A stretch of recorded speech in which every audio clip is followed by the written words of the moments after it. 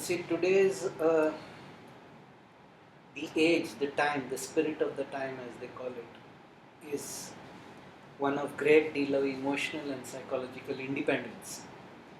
Everybody wants to do things on their own, find things on their own, and because of the predominant westernization of the world, so the sort of accepted psychologically mature behavior is personal independence.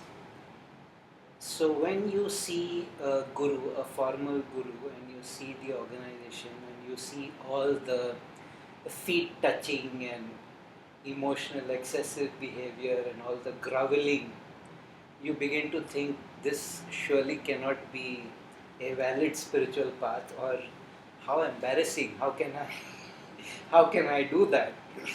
How can I go and touch the feet, and how can I cry and make noises like that? And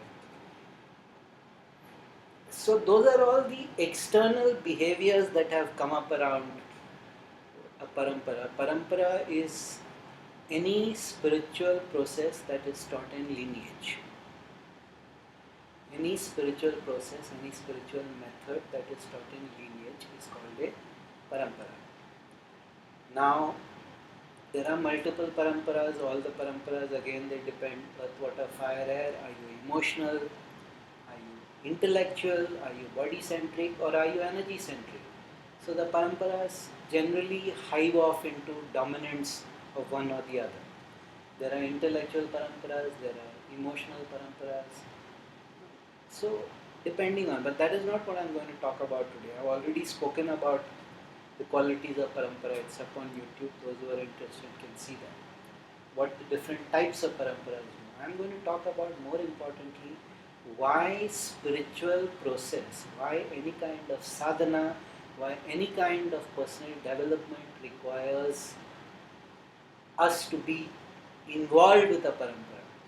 You don't have to be a direct disciple in the parampara or initiated in the parampara, but you certainly need to be involved with it. Because as we were talking about the dangers of what happened to Jiddu Krishnamurti, the kind of experimentation that Leadbeater and Annie Besant did on him, it happened solely because they were not in a yogic parampara, they were not in something with a strong lineage, where there would be senior teachers or there would be fellow members who could say, this is wrong on your part, this is occult misuse, you should stop this.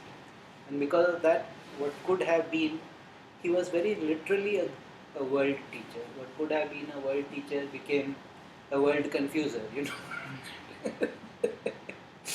So, that is just one very blatant example. But even in simple terms, yesterday I was having this conversation at my guru's house after the meditation. And one person who comes there regularly said that he's having certain mystical experiences, inner experiences, which were very good because by relating them to the teacher and the other people, then he gets some assurance that he's not going mad, number one. That these are actually valid experiences on the path, and more importantly, he was told don't get attached to them. So that is one kind of use of a parampara. But then he said something that really kind of freaked me out, because he said he went on the net and he saw some apparently very famous article that the dangers of meditation. Some lady wrote it, and how she had a psychotic break or a breakdown, and then to become normal she had to give up, and it just spurted out of me. I'm 100% sure she didn't have a guru and she didn't have a system. She seems to be a person who went and learnt on a weekend meditation course, weekend Kundalini activation course, got into trouble, and then there was no guidance, there was no help to push her past that stage. Because, see, people do say, and that is again this new age fashion, oh, meditation is harmless, meditation is not supposed to be harmless. Meditation is supposed to evolve you. Meditation is supposed to take you from your normal everyday consciousness, your normal everyday stage of energy, and raise you to a higher potentiality. So it does involve a certain breakdown of who you are. Who you are in every sense has to be smashed. It has to be smashed at least psychologically. It has to be smashed at least emotionally. Otherwise, if you were fine the way you are, you would be enlightened. The fact that you are not enlightened means that certain things have to go. Because enlightenment is only about removing karma. Karma causes this big refuse heap, this big garbage heap to pile up on you. Enlightenment is only constantly dissolving that garbage until you come to your authentic self. Oh, this was the deal all along. I was never aware of it. It's actually not a very complex process. People make too much of a fetish about enlightenment. People make too much of a song and dance about enlightenment. But enlightenment is only dissolving the karmic barriers to true vision or to the true insight. You have multiple opinions of yourself, you have multiple self-images about yourself, you buy in from the environment multiple things about yourself. All those make you identify with false sense of who you are. Enlightenment is only discovering your authentic self. And it's actually that simple, but because of our lifetimes of misidentification and wrong desires, we keep wandering around. So all sadhana, all spiritual process is just a method of dissolving karma. The moment all your karma is dissolved, the moment you achieve perfect physical, mental, emotional and energy stillness, you are enlightened. It's actually that simple. It's actually that breathtakingly simple. The problem is getting to it. I said it was simple, I didn't say it was easy. The two are very often confused. If it is simple, it should be easy. Not so. Not so. Usually the greatest things are very simple and they are very difficult also.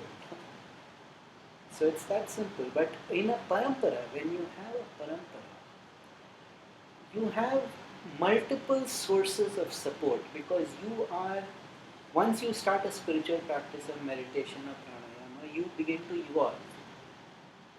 Now it is good if you can have the guru, but if your guru is at that height of consciousness, sometimes he or she might not really register what you are saying.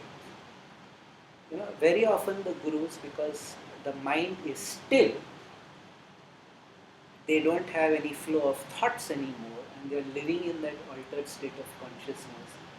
Very often what you say might not even actually register on them, or they might just give you a very casual answer which will be valuable. You didn't understand it, you go back 2 weeks later and you say, could you please explain that to me, and they have no clue what you're talking about. So at that stage it helps if there are other disciples who are not at that rarefied, stratified level and they still have functional minds and they still have functional memories and they can remember both what you said and what the guru said. They can repeat that advice to you. Now at a practical level you may think, what kind of absurd example is this? I'll tell you, it's a very, very important thing. You need to have people in a parampara at various levels of development, not just the guru and the immediate disciples. Because the immediate disciples also, even if they are not at the level of the guru or the master, their mind is also basically still. And more importantly, they are like, this person is getting so excited about all these trivial early stages nonsense. They don't have that compassion. So you need somebody who is a few steps ahead of the way, or a few levels up ahead of you, to tell you, okay, these are early days, this is early days excitement. No, you're not going mad.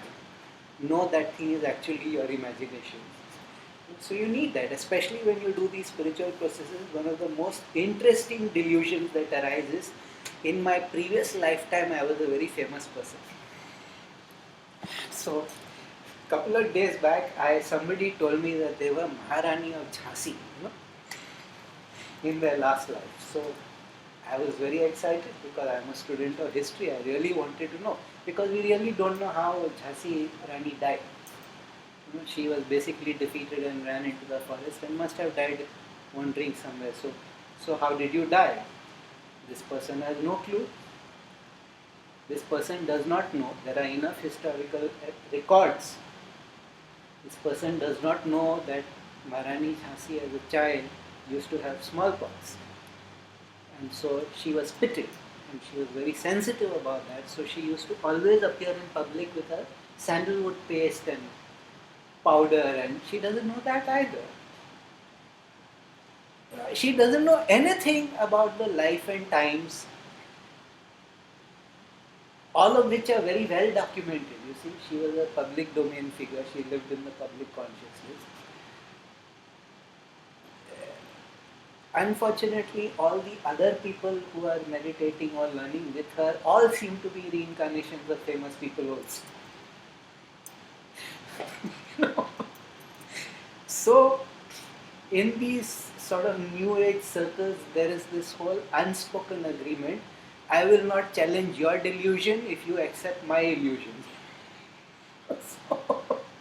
So I had to kind of tell this person that, all this is fine, but don't try this on a person who knows his history. You obviously don't know anything. You just want to be somebody special, and everybody else is validating. So that is the bad part of the parampara, the negative part of the parampara.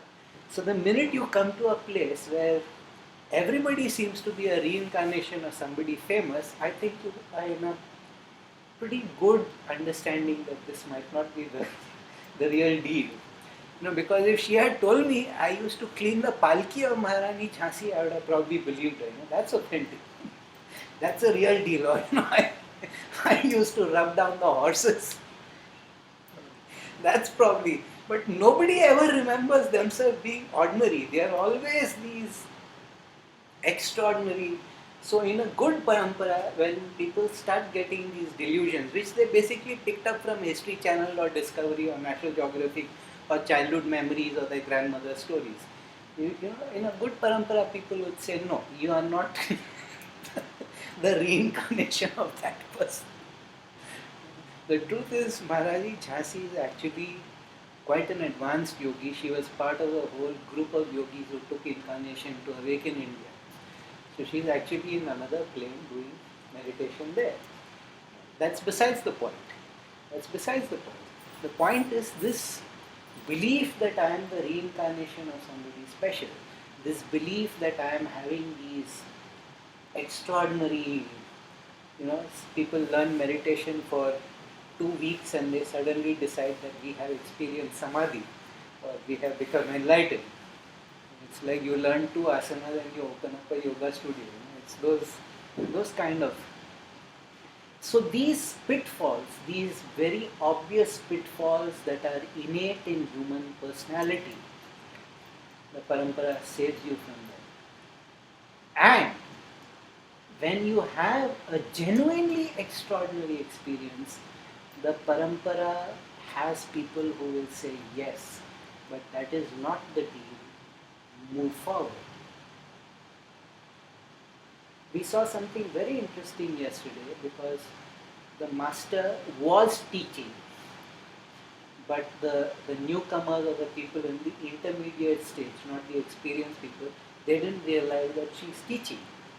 So it fell to me to step it down and point it out.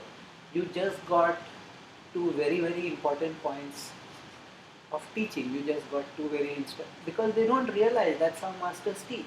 Masters don't sit and say, okay, now here is the checklist of instructions. When they come out of the meditation in that heightened state of consciousness, they just say something. And the senior disciples or the senior people learn, okay, we need to be alert.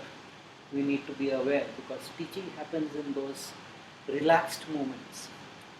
Now, if I was not there, that whole teaching would have floated away. So from now on, I know at least for the next 2-3 weeks, people will pay attention when she says something. After that, they'll go back to I learned the very hard way. Very, very hard way. Pay attention. And I learned the very hard way. Don't go back to her and tell her, Santosh, you had told me this, some further clarification, because she doesn't remember. The mind is still. If the mind is still, there is no memory of these kind of things. There is a functional memory to live from day to day and recognize people. But there is no memory of these kind of trivial things. So the parampara is required. You need to know that you are not alone, that other people have gone through these experiences, that other people understand what you are saying. And that sort of support and validation you cannot purchase. You cannot get it by going on the net, which is the other problem, the kind of nonsense that is on the net.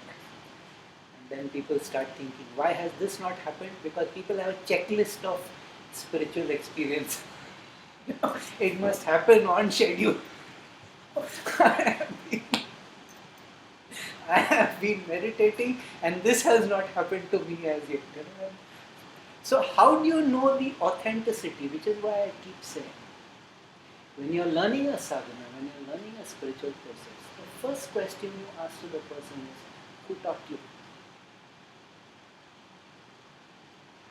Are you all pulling this out of your imagination or the net? Or did you actually have a serious process of years of learning from somebody?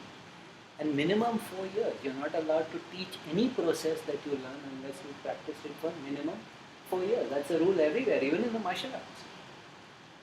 Without 4 years, no black belt, no matter how supernaturally skilled.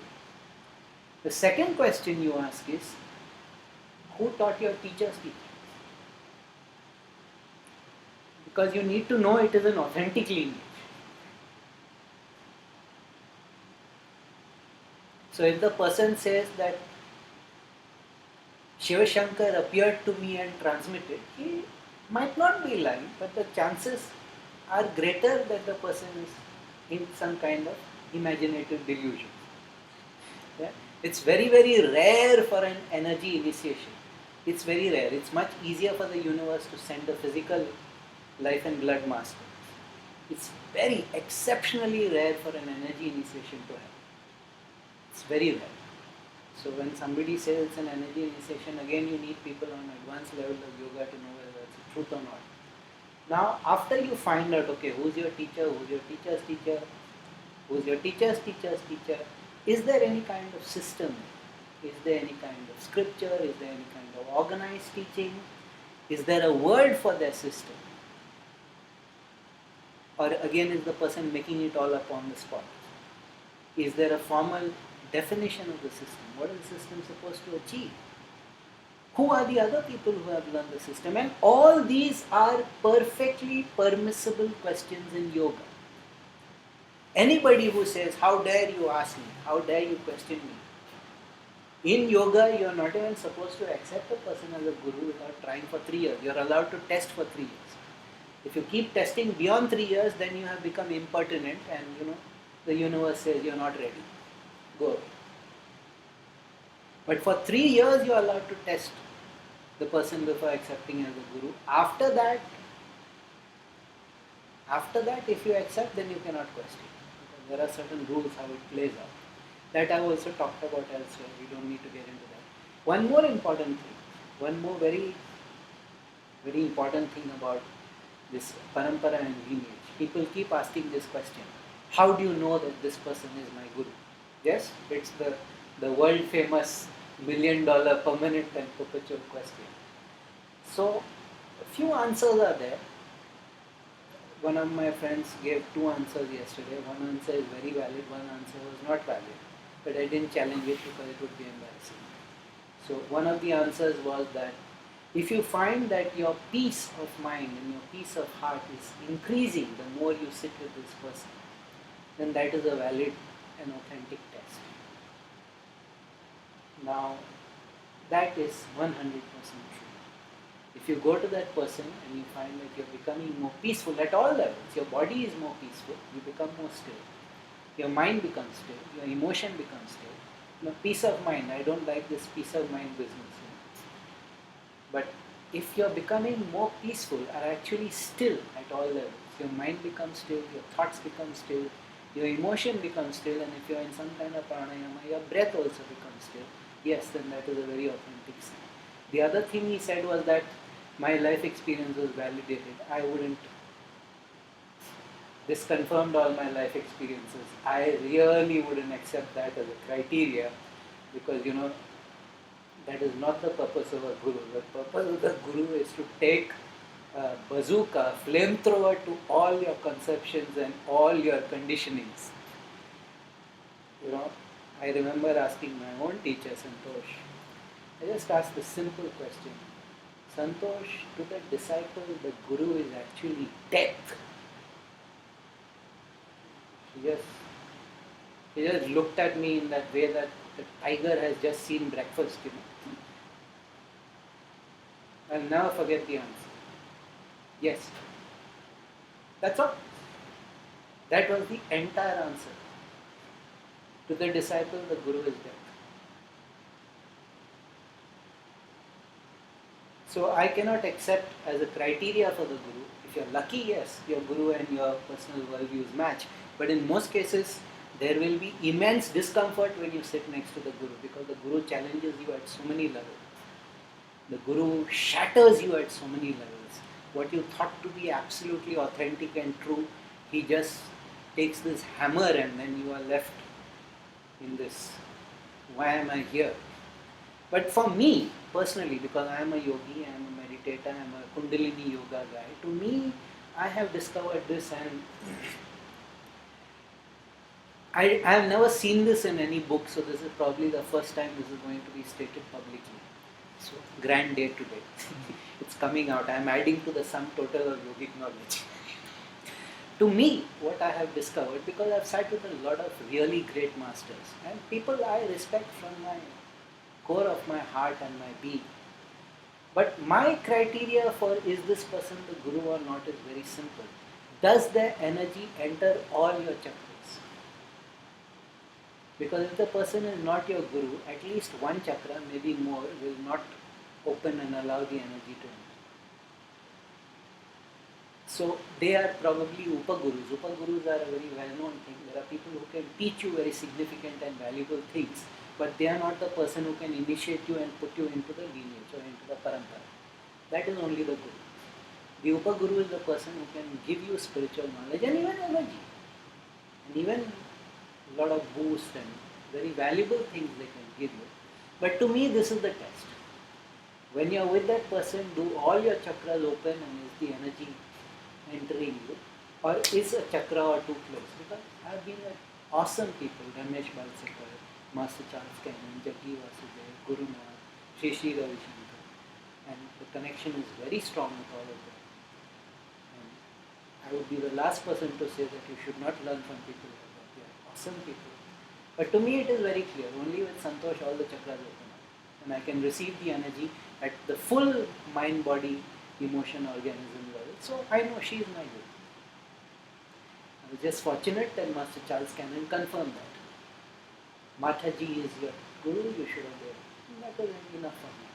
So this is a very simple sort of test, but of course it means that you are at a certain energy level where you can feel the working of the chakras and the kundalini. But in the end, I believe that is the truth. And if I say something that is not true, Santosh will immediately cut it off. She kept quiet. So to me that was like a stamp of validation. That was a very, very big stamp of validation. So I believe that is so, and I offer it for whatever reason, because people keep asking this question all the time. How do we know that this person is a Guru? If the energy comes in from all chakras, that person is a Guru. If even one chakra is still resistant, then probably not. Probably an Upaguru. Which does not mean you don't respect that person. Which does not mean you don't revere that person. See, there is a very magnificent saying in the Sufi tradition. They say, sir जिस पे ना झुक जाए उसे दर नहीं कहते, which means that place or that person at which the head does not automatically bow, sir जिस पे ना झुक जाए उसे दर नहीं कहते. It's not a sacred place. Now the dar is the guru or the ustad. Then they go on. हर दर पे जो झुक जाए उसे सर नहीं कहते. The head that bows at every or to every teacher is not really a head, and we are manava, yes? Manava comes from manas, so the head is the most important part of being human. You know, manava, the word manava comes from manas, and even the Latin classification, the biological classification for us is Homo sapiens sapiens, man who is aware that he is aware. Homo doesn't mean gay, by the way, it only means man. Homosexual means man love. It's a mistaken use of the word. Homo sapiens, sapiens means man who is aware. Sapient means awareness, the quality of awareness. So man who is aware that he is aware. We are the only animal who is aware that we have consciousness. Other animals are also conscious, though I'm not so sure about cats that they are not aware that they are aware. I have my suspicions about cats. So in that sense, this is a very important. It's a very important thing. That how does your awareness respond to the parampara? How does your awareness respond to the guru? Not your emotion, because there are ways to manipulate you emotionally. They can put you into a very exciting place where there's a lot of dancing and there's a lot of music and everybody is chanting and it looks so lovely. And many unfortunate spiritual organizations do exploit people. They exploit their emotional vulnerabilities. They exploit their. But does your awareness respond? At all levels do you respond? Does your mind respond? Does your body respond? And by respond I don't mean arousal or sexual desire or some shit like that. A lot of people end up feeling sexually attracted. That is probably not a good sign. It's probably not a good sign. But it's a very normal thing. It's called projection. In time it burns out. In time it burns out. But this notion of how do I recognize? And once you find a lineage, please stick to it. It takes 4 years before anything really happens. So, you're not wasting your time. When you're going and sitting with the guru, when you're doing your process, when you're doing your sadhana, you're not wasting your time. It takes 4 years. It has been well documented. We have been doing yoga for 6,000 years in this country. We know how much time it takes. We know the process. We know the kind of psychodramas and conditionings and oppositions from family that will come up. 4 saal lagta hai to sort of smoothen the path and get you to some kind of place. So these are actually the core reasons why. But just the fact that you are in a lineage also is very helpful, because there is a very ancient promise in yoga. If you are doing the sadhana of the lineage, of the parampara, then you only have to do 50% of the work. 50% of the work is done by the masters of the parampara. The parampara supports you.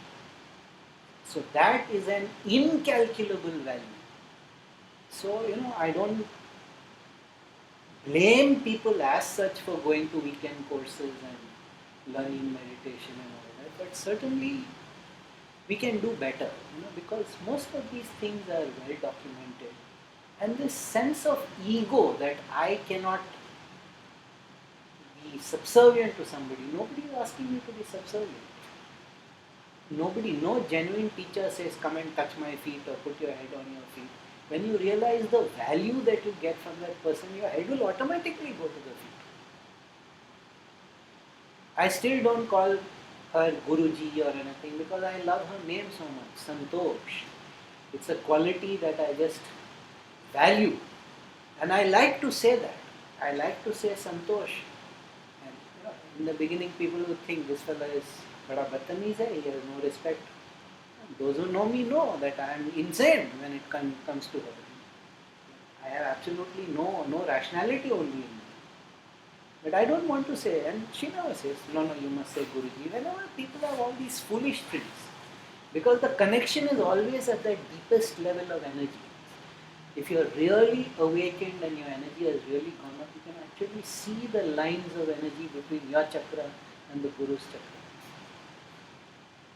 That does not require any kind of groveling or any kind of public proclamation. Oh, my Guruji is the greatest thing in the world, and all this.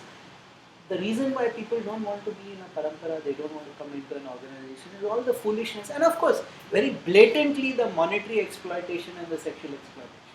Let us not hide those things.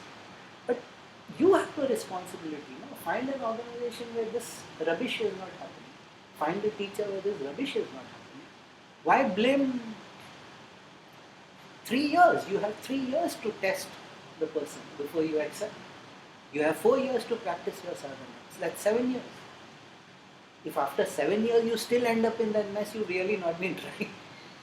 trying hard.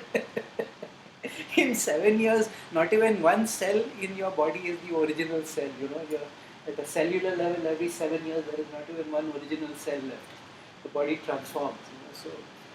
So in that sense, I have come to realize that it was not because they wanted to control people that the yogis insisted on parampara. They couldn't care less. For them, the only thing is you be free. But this myriad difficulties and problems that will beset a human being when they are in sadhana, if you are in a parampara, it just slides away. It just slides away. It's just an extraordinary thing. And there should be more value placed to it. Too much independence, too much. It's not even independence. It's not even authentic independence or authentic sense of self. It's just a sort of, I will pick and choose, cherry pick what is convenient and comfortable for me, and anything that requires discipline, I will say, no, that is all traditional. I want to. That's not. So yeah, in that sense, I have come to learn the hard way that anybody I deeply respect in spiritual terms is a person in parampara, is a person in lineage. I'm not talking about masters, I'm just talking about really advanced people or even enlightened people. There are people and the people who claim to be all Swayambhu, that come out of the ground or they got galactic initiation. Nowadays, gods are not enough, aliens have to enter into the picture. They got these galactic initiations and stuff like that. Well, okay, may God bless them. Vivekananda had a very great saying for people like that. May God all bless all of them en masse and save me from them individually. May God bless you and may He bring you to a parampara in time. What else can we say? Just fortunate, of course. They say that you require many lifetimes of good karma and Rinanubandhan. You need that karmic connection to come to your parampara. But once you find it, please don't lose that valuable opportunity, because if you find your parampara and you're going around exploring, spiritual supermarket shopping, every course that is possible you're going and doing. 19 different courses they know, and they haven't got any kind of competence in even one. These kind of things are stupidity. I will use the word very clearly. It is stupid. It is foolishness. Find a method, find a system, find a parampara, find a sadhana, and throw yourself into it wholeheartedly. Throw yourself into it wholeheartedly. It will reward you, because that's the way the yoga and consciousness is structured. This fragmentation is a really absurd thing. We can do and we can say the truth as we know it and we experience it. It's up to people. Yes? Sarvam Shivamaya.